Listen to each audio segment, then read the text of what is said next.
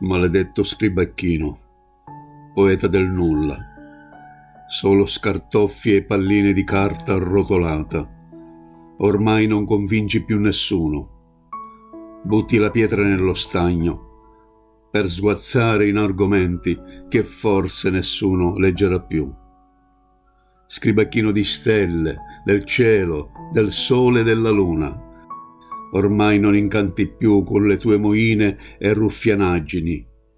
Ripeti e ripeti sempre le stesse parole e ne fai un polpettone. Scribacchino della pietà, del passato, prigioniero del presente.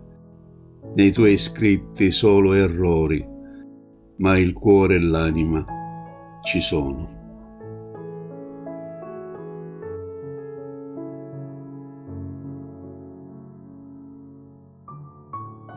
Il ricordo non mi consola. Disperso in questo grande letto, mi risveglio come un eremita rinunciatario di pensieri e radici. Mi solleverò dai dolori e dai miei turbamenti. Ascolterò il rumore della neve per capire se ancora provo delle emozioni. Guiderò tutta la notte per aspettare dove nasce il sole e guarderò in fondo al mio cuore se ancora c'è posto per te.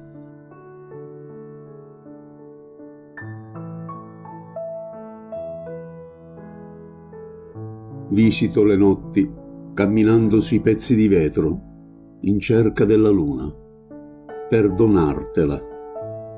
Domani mi alzerò e chiuderò la porta e leggerò le poesie dei poeti che nessuno legge più. Ti porterò in un posto vicino alle nuvole e ti farò vedere con quale maestria gli aquiloni si mischiano agli arcobaleni in un'iride di acquerelli e spettacoli di luce. Sarai il pin che aprirà i nostri cuori e la password del mio messaggio d'amore.